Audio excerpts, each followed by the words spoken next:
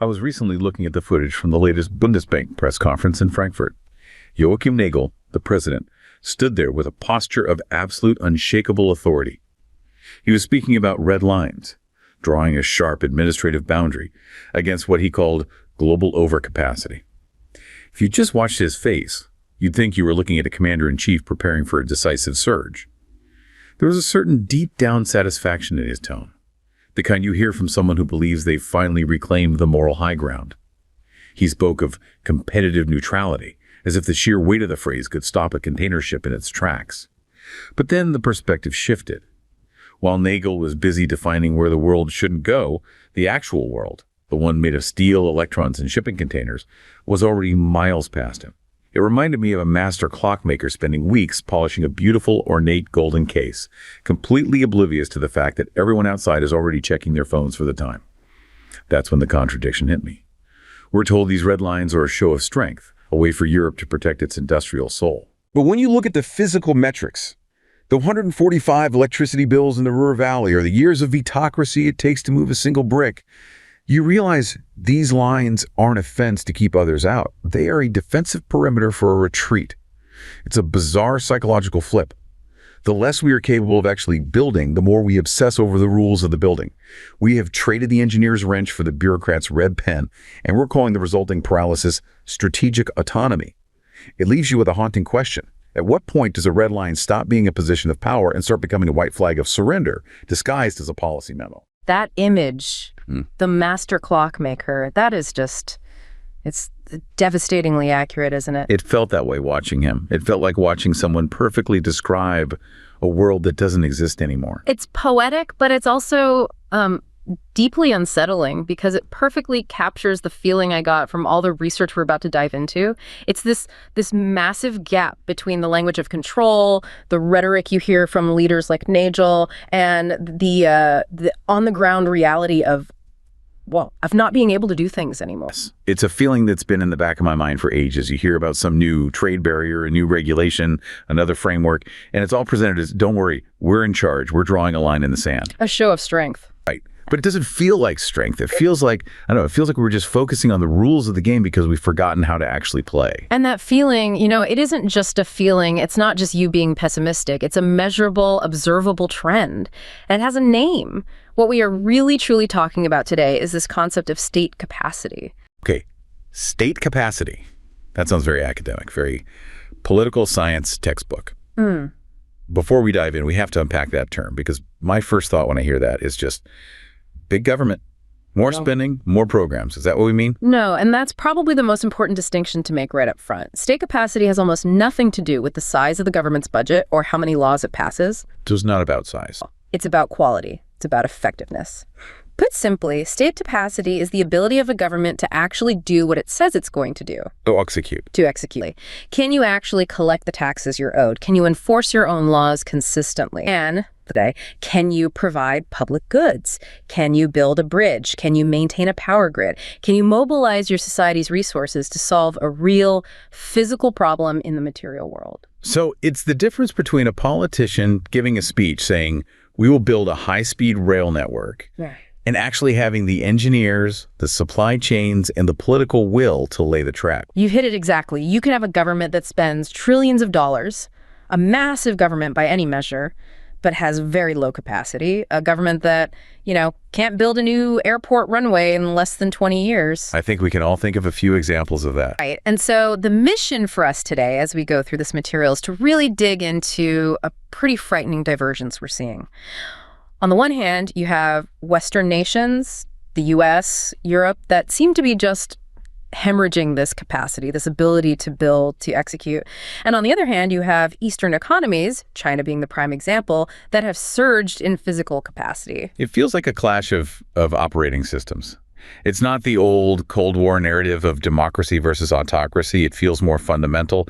It's what some of this research calls, and I love this phrase, a clash between PPT governance. PowerPoint governance. PowerPoint governance, based on presentations and rules and narratives, versus heavy industrialization. That's the conflict in a nutshell. It's the management of perceptions versus the management of atoms and electrons. And I think to really understand how we got to this point, we have to start with the first big shift. It's not just about government policy, it's about what our society chose to value. It's about the move from making things to, well, to just managing money. This brings me to a story from the research that just perfectly and kind of tragically illustrates this whole shift. It's about a man named Klaus. I heard about a senior systems engineer in Stuttgart named Klaus who spent 30 years perfecting precision turbine blades. He's the embodiment of that old German engineering archetype, But lately, his day-to-day work, it hasn't been about fluid dynamics or metallurgy. It's been about filling out carbon footprint audits and endless compliance spreadsheets for the latest EU supply chain rules. The bureaucrat's red pen you mentioned. Exactly. And here's the part that really gets you. He has a son, a brilliant kid, a mathematical genius. The son didn't follow him onto the factory floor. He moved to London. And what does he do? He designs high-frequency trading algorithms. Of course he does. So while Klaus is watching the foundry floor go quiet, because electricity costs have tripled, his son is moving imaginary money across borders in microseconds. It's this quiet tragedy of talent migration. The people who built the physical world are being replaced by people who just shuffle the papers that govern its decline. And you have to imagine the silence in those huge factory halls. Yeah. It's not just an absence of noise. It's the sound of a civilization losing its grip on material reality. Wow. As someone who reports on these global shifts, I find this move from making to managing incredibly chilling. We're trading the ability to forge steel for the ability to file reports and history. Well, history has never been kind to the desk-bound when they go up against the builders. That's silence. That's silence in Klaus's factory. That is the sound of financialization, what you just described, the son leaving the factory for the trading desk. That is the human story of a massive macroeconomic transformation that has defined the West for the last 40 years. Financialization, it's a word we hear all the time, right? But it's usually just shorthand for Wall Street is greedy or something about income inequality. You're saying it's something much, much deeper than that. Much deeper. It's not about morality. It's about structure. Financialization is what happens when the financial sector of an economy stops serving the real economy and instead becomes its master. Okay, break that down. What does a healthy financial system do? In a healthy, productive economy, finance is like the lubrication in an engine. It's essential. It moves capital from savers to builders. It allows a company to get a loan to build a new factory or a family to get a mortgage to buy a home. It helps the real economy, the making, the building, the selling of actual things, run smoothly. It's a tool. It's a tool. But in a financialized economy, the tool has become the job. The goal is no longer to make money from building better things. The goal is to make money from money itself. The lubrication has flooded the engine and choked it. So Klaus's son, with his algorithms, he isn't helping someone design a more efficient turbine blade or a cheaper solar panel. He's just skimming a tiny fraction of a cent off a billion transactions a day. He's extracting value from volatility. He's extracting value from the transactional layer of the economy, not the productive layer. And we have some incredible data on this. One of the papers we're looking at today analyzes China's approach, and it uses a specific metric to show this difference in stark relief. It's called the M2 GDP ratio. Okay, M2 GDP. Let's not gloss over that. We have to break this down for everyone. Let's start with M2. What is that? What are we actually counting? Right, so M2 is a broad measure of the money supply. Think of it as all the readily available money in the economy. It includes physical cash, the money in your checking account, your savings accounts, money market funds, basically all the liquid financial fuel that's sloshing around in the system. So M2 is the amount of gasoline in the country's economic tank. A good analogy. And GDP, gross domestic product, is the total value of all the goods and services the country actually produces in a year. It's the distance the car travels, so to speak. Okay, so the M2 GDP ratio tells you how much fuel is in the tank relative to how far the car is going. Exactly. It's a measure of how monetized an economy is. And this is where the numbers get absolutely mind-blowing. In China, that ratio has just exploded. In 1978, it was 0.24. Very little money relative to the real economy. By 2019, it was over 2.0. Wait. Say that again? 2.0. So the amount of money floating around is double the value of everything China produces in a year. Correct. Double. My gut reaction to that is, that sounds catastrophic. I mean, basic economics, right? If you have way more money chasing the same amount of goods, doesn't that just create hyperinflation? I would have guessed that the West, with all our talk of quantitative easing and printing money, would have the crazy high ratio. That's what's so counterintuitive about it. At the time of this data, China's total money supply was about 1.5 times that of the entire United States, even though its economy was smaller. But and this is the absolute key to everything. It's not about how much money you create, it's about where that money goes. And this is where the research draws a line between two fundamentally different models of financialization. The first is interest group-led. The second is state-led. Okay, lay them out for us. What's the Western model? Interest group-led. That is the world of Klaus's son. The sources describe the Western model, so the US and Europe, as being dominated by private financial interests. When the Federal Reserve or the European Central Bank creates new money, where does it flow? It flows into the path of least resistance, which is existing assets. The stock market, real estate. Exactly. It pumps up the value of stocks through buybacks. It inflates housing bubbles. It chases short-term yield and complex derivatives. It serves the interests of the people who already own assets, the 1%, if you will. So it doesn't build a new factory. In fact, it might do the opposite. It often does. The logic of interest group-led financialization is short-term extraction. If a factory like Klaus's isn't returning, say, 15% year over year, a private equity firm might see it as an underperforming asset. They'll buy it, load it up with debt, sell off the valuable machinery, fire the workers, and sell the land. They strip it for parts. They strip it for parts to feed the financial economy. The source has a great line for this. It leads to state decline and the development of private capital. The state's capacity shrinks, the industrial base erodes, but the financial sector gets incredibly wealthy. It's a parasite eating its host. A powerful and I think accurate metaphor. Now contrast that with the Eastern model described in the research. State-led financialization. Right. In China, the government maintains control over what they call the core financial nodes. That means the big four state-owned banks, the setting of interest rates, and the direction of credit. So they print a massive amount of money, remember that 2.0 ratio, but they don't just let it loose in the stock market casino. They aim it. They aim it. They use the financial system as a tool to mobilize national resources for physical development. So when they create a yuan, it's more likely to become a high-speed rail line than a stock buyback. How did they do that, though? What's the mechanism? It's a bit technical, but it's also brilliantly simple. They use something called a dual-track interest rate. Essentially, they hold the interest rates for household savings accounts artificially low. Which means the average person, the depositor, gets a terrible return on their savings. They're losing purchasing power every year. The average citizen is, in effect, subsidizing the system. It's a form of financial repression. But here's the other side of the coin.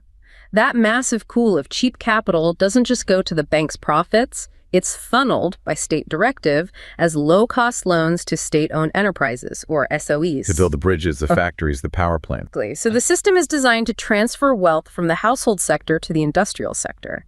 The depositor subsidizes the industrial investor. That is a world away from our model, where the depositor, through their pension fund, ends up subsidizing a hedge fund manager or a real estate speculator. A completely different philosophy. One is about building national power.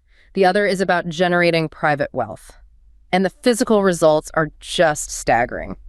Let's look at the data from that St. Petersburg Polytechnic University paper.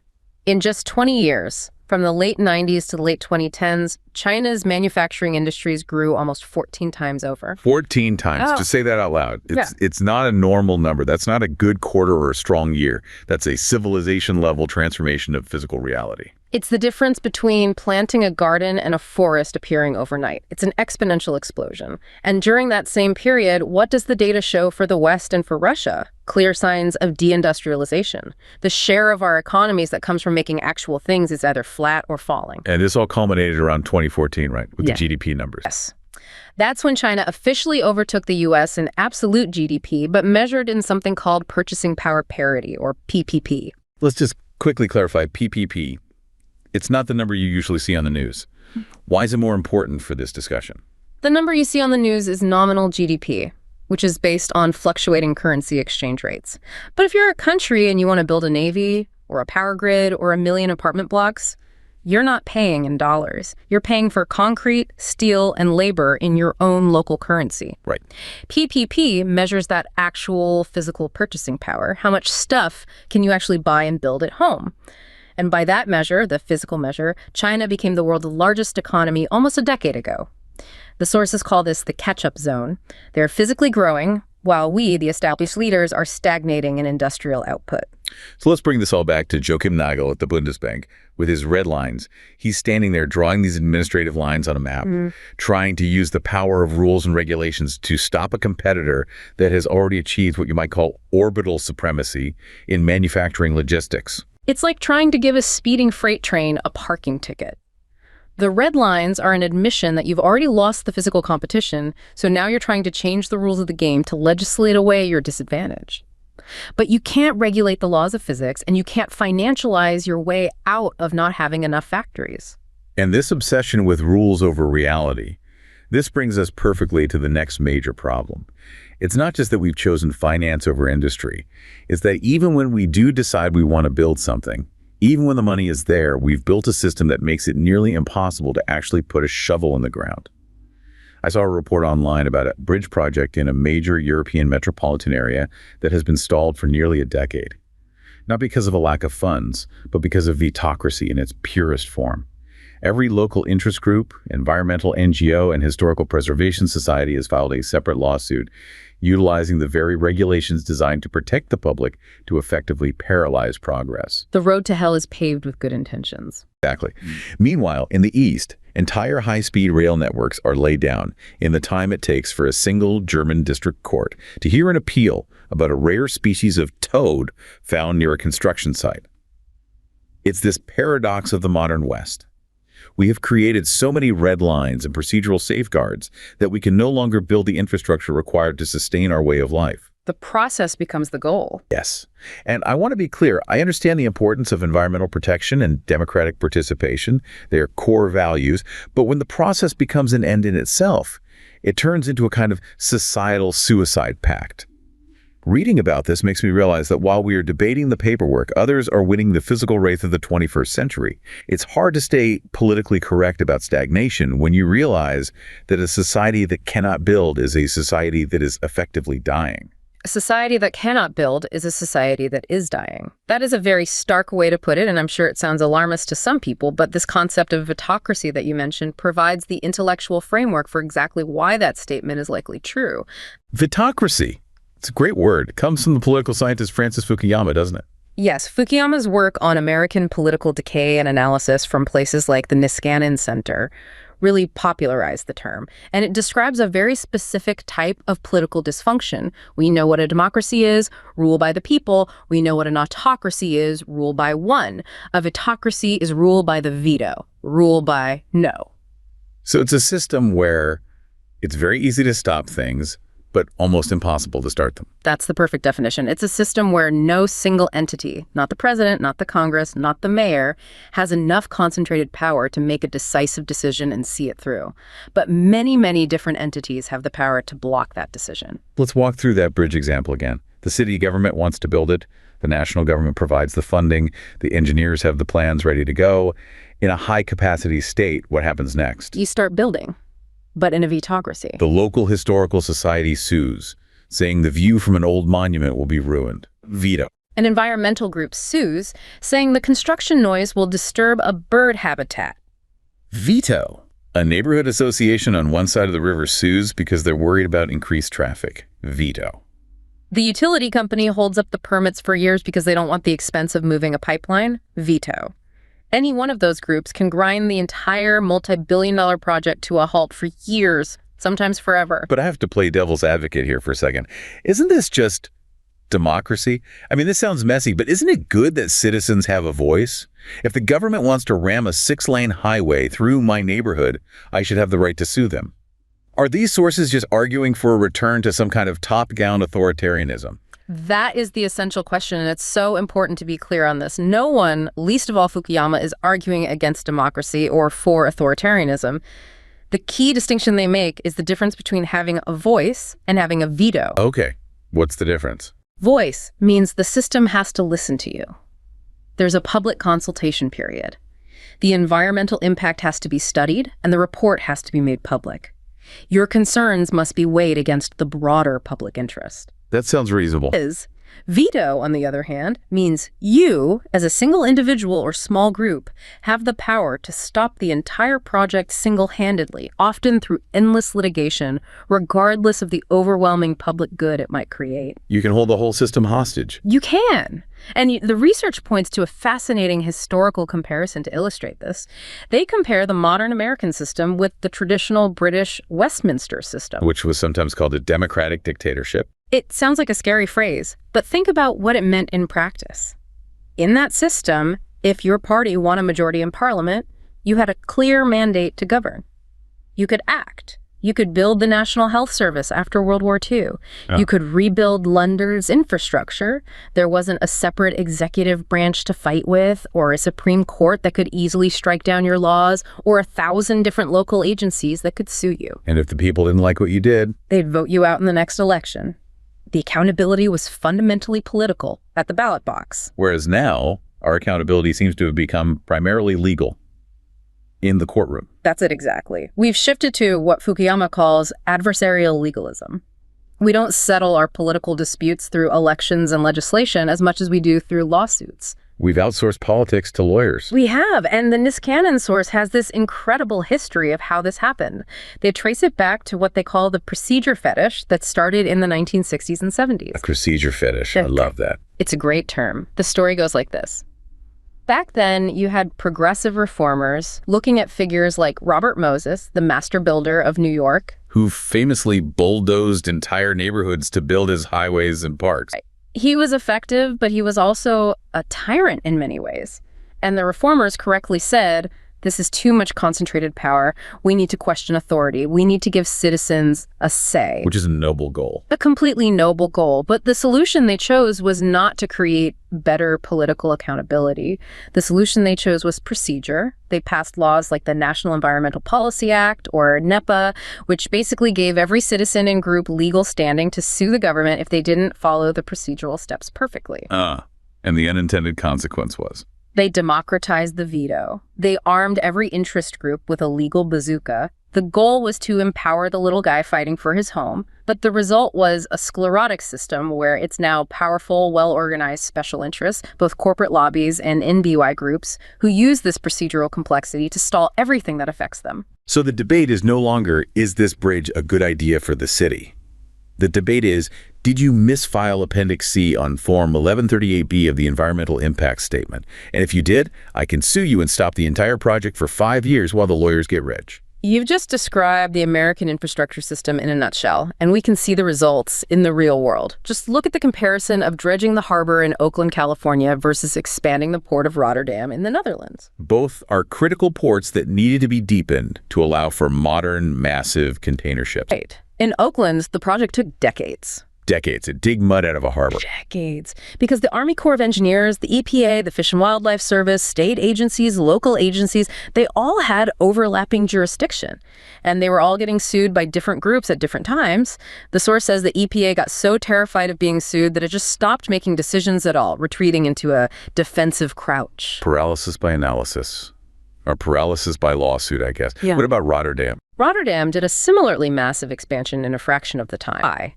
It's not because they don't care about the environment. Their environmental laws are arguably even stricter than in the U.S. The difference is the process. The decision-making is done through consultation and negotiation within the bureaucracy. It's a high-capacity state. Once the decision is made, it is made. You can't just keep suing it into oblivion for 20 years. So it seems like we've fundamentally confused the democratic ideal of having a voice with the paralyzing reality of everyone having a veto. That's a key insight from all this research. And the cost of this delay, the cost of waiting, is just astronomical. The Niskanen paper points out that the cost per mile of building a subway in the U.S. is many, many multiples of what it is in other advanced countries like Spain or South Korea. We pay more to get less, and we get it much, much slower. It reminds me of the whole shovel-ready projects idea after the 2008 financial crisis. The Obama administration wanted to pass a big stimulus bill to get people working on infrastructure. And what did they find? They found that there was basically no such thing as a shovel-ready project in America. The average time to get a federal permit for a major infrastructure project was already years long. By the time you get through the permitting and the inevitable lawsuits, the recession you were trying to fight is long over. It's just a stunning contrast, isn't it? The research says that in the East, in China, bureaucratic friction is seen as a defect. It's a bug in the system that needs to be ruthlessly eliminated in the name of speed and progress. Whereas in the West, we've come to see the friction as a feature. We celebrate it. We call it democracy, participation, stakeholder engagement. But if you listen to every stakeholder forever, you end up building nothing for anyone. That is the quiet tragedy of autocracy. It turns the government from an actor into a referee. And a referee that blows the whistle so often that the game itself never gets played. And this paralysis, it's not just an abstract problem for policy wonks. It's not just about old bridges or slow trains. It has a direct, brutal impact on the economic reality for the people who are still trying to make things in our society. This brings us to our third story, which for me is the most visceral, because it's about the one thing that underpins everything else: energy. It's about what happens when you get caught in a thermodynamic trap. I was reading a thread about the levelized cost of electricity crisis in the Ruhr Valley, and it painted a picture of a chemical plant manager who realized his facility was no longer a place of production, but a liability. For decades, cheap energy was the lifeblood of his town. Now, because of a pivot toward financialized green certificates and the loss of stable, high-density energy sources, the math simply doesn't work anymore. The input costs just explode. They explode. And he's watching his competitors in the East scale up with massive new coal and nuclear investments, producing the exact same chemicals at a fraction of his cost. In his world, those red lines being drawn by politicians in Berlin, they aren't shields protecting him, they're the bars of a cage. Wow. He said he feels like he's being told to win a marathon while his legs are being amputated for ethical reasons. When I look at his story, I feel this deep sense of empathy for the workers caught in this thermodynamic trap. It's so easy to talk about industrial security from a climate-controlled office in the capital city, but it's a whole other thing to stand on a factory floor that is being methodically outcompeted by a rival who values output over ideology. We have to find a way to balance our high ideals with the cold, hard reality of kilowatt hours, or we will find ourselves with plenty of principles but no power to defend them. A thermodynamic trap. That phrase is chillingly perfect, because at the end of the day, you can have the most beautifully written regulations and the most righteous political positions in the world, but if your electricity costs 145 per megawatt hour and your competitors is 40 a year, you are going to lose. Physics and economics don't care about your policy papers. And this story isn't just about energy prices, is it? It's a symptom of a deeper decay, a hollowing out of the very knowledge and expertise inside our institutions that are supposed to manage these complex systems. We talk about Klaus's son leaving engineering for finance. The sources have a name for that trend on a mass scale. They call it deindustrialization. Yes, that term comes from the St. Petersburg source, and it's a really powerful idea. Deintellectualization doesn't mean people are literally getting dumber. It's about where a society's collective intellect is being applied. The allocation of talent. Exactly. If the smartest, most ambitious minds of a generation, the kids who are brilliant at math and physics, if they overwhelmingly go into law or management consulting or high-frequency trading because that's where the money and prestige are, who is left to figure out how to design the next generation of nuclear reactors? Who's going to reinvent the chemical plant? We've created a brain drain, but an internal one. We've shifted our nation's IQ points from the physical reality bucket over to the paperwork and abstraction bucket. And this process has happened inside the government itself, which might be the most dangerous part of all. This is a critical point from the Niskanen research. They use an amazing phrase for it: Leviathan by proxy. Leviathan by proxy. That sounds ominous. Break that down for us. So we all have this image of the government as Leviathan, this massive, bloated, all-powerful beast. And in terms of how much money it spends, that's true. But here's the crazy statistic. The number of actual federal civilian employees in the U.S. is about the same today as it was in 1960. Seriously. The government spends 5 or 6 times more money, it regulates vastly more of the economy, but it has the same number of people on the payroll. That doesn't make sense. It doesn't until you ask the next question. So how does all that work get done? How do they spend all that money? The answer is contractors, consultants. They outsource almost everything. So we didn't get rid of the big state. We just privatized its brain. We traded government engineers for McKinsey consultants. That's a perfect way to put it. And the consequence is that the state itself becomes hollow. It loses what the source calls its primary knowledge. Let's go back to Klaus, the turbine engineer. He has expertise. He knows metallurgy. He knows fluid dynamics. He has dirt under his fingernails.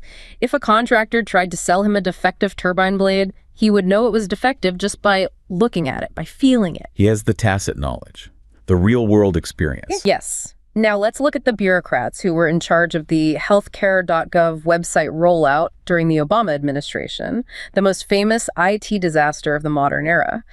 The Niskanen source points out that the agency in charge, CMS, had become just a check-writing agency. They didn't build things, they managed contracts. Right. They had a contractor-to-employee ratio of 3-to-1.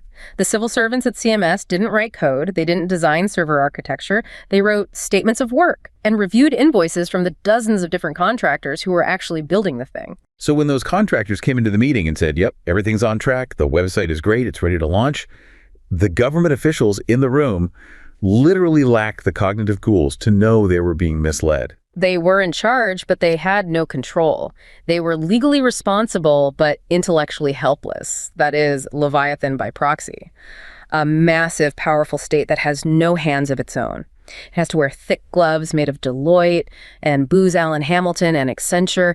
And when you try to do something complex and delicate while wearing 5 layers of gloves, you're going to fail. And you never learn from your mistakes. This is the truly scary part for me.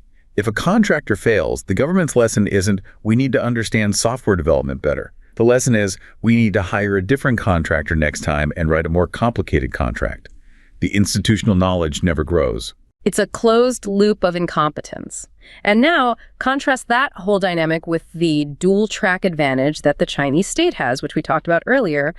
While that German chemical plant manager is drowning in energy costs and the U.S. government is drowning in bad contracts, the Chinese state is capturing seigniorage? Seigniorage, that's the profit a government makes just from its ability to print its own money. Yes, and they are systematically pumping that value, plus the forced savings of their citizens, directly into their state-owned enterprises. And we in the West, we hear state-owned enterprise, and we immediately think of something inefficient and awful, like an old Soviet tractor factory making tractors nobody wants to buy. And in a mature, stable market economy, they often are inefficient.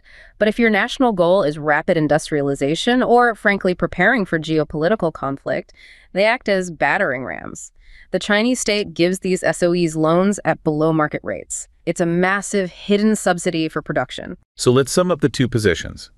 If you're a strategic industry in China, say a steel mill or a solar panel factory, you get cheap capital directed to you by the state, you get cheap energy because the state built the power plants, and you face no Vitocracy to stop you from expanding. Correct. And if you're that German chemical plant manager, you get expensive capital because finance is chasing short-term profits elsewhere. You get cripplingly expensive energy because of political choices, and you face a Vitocracy that stops you from building a new, more efficient power source, even if you wanted to. It's not a fair fight. It's not a fight at all. It's a walkover. It's Yeah. a competition between two entirely different operating systems. And what we've seen is that the Western system, our state capacity, has evolved into a system of high constraints, low ability to execute, and a deep reliance on lawyers and consultants. While the Eastern model has become a system with a high ability to mobilize resources, very low internal constraints, and a relentless focus on physical output. And that really brings us full circle back to that haunting question you asked at the very beginning. If we are so clearly losing the physical race, what on earth do all our red lines actually mean? They're a map of our own prison. I think they are. They are the rules we've created for a game no one else is playing. They are a fortress of procedure we've built because we no longer feel confident enough to compete on the open field of production. So after going through all this, the financialization that misallocates our best minds, the Vitocracy that paralyzes our ability to build, the deintellectualization that hollows out our core institutions, it's a pretty dark picture. Where does that leave us? It is a sobering analysis, there's no doubt about it. But I think the first step to solving a problem is to diagnose it correctly. The sources we've looked at today, they aren't making a simplistic argument that democracy is bad or autocracy is good. They're making a much more nuanced point. They're saying that this specific form of paralyzed, financialized, procedural democracy is failing to deliver the basic public goods a society needs to thrive. It comes back to that distinction you made at the start. It's not about the size of government. It's about the quality. It's all about quality. We don't necessarily need a bigger government. We need a smarter, more capable government. A government that can actually build a website that works. A government that can dredge a harbor in less than 2 decades. We need to trade our procedure fetish for a performance fetish. We need to start valuing the finished bridge more than the mountain of paperwork filed to approve it. We need to start respecting the engineer with dirt on her boots as much as we respect the compliance officer with a law degree. And maybe we need to recognize that a red line can often be just a psychological comfort blanket we use to hide a deeper weakness. It's the defensive perimeter for a retreat. The challenge for us is to stop retreating and to start rebuilding that core capacity. And that's going to mean confronting the very uncomfortable truth that many of the rules we cherish as essential protections have actually become the instruments of our own stagnation. The coming trade tensions are not merely a commercial dispute. They are the final, stark confrontation between two paradigms. PPT governance, operating in the abstract layer of regulations and narratives, and heavy industrialization, which operates in the layer of amperes and tons. History's judgment is binary. It does not record the red lines drawn on parchment. It records only the enduring monuments of physical power. What was dug, what was forged, and what was built.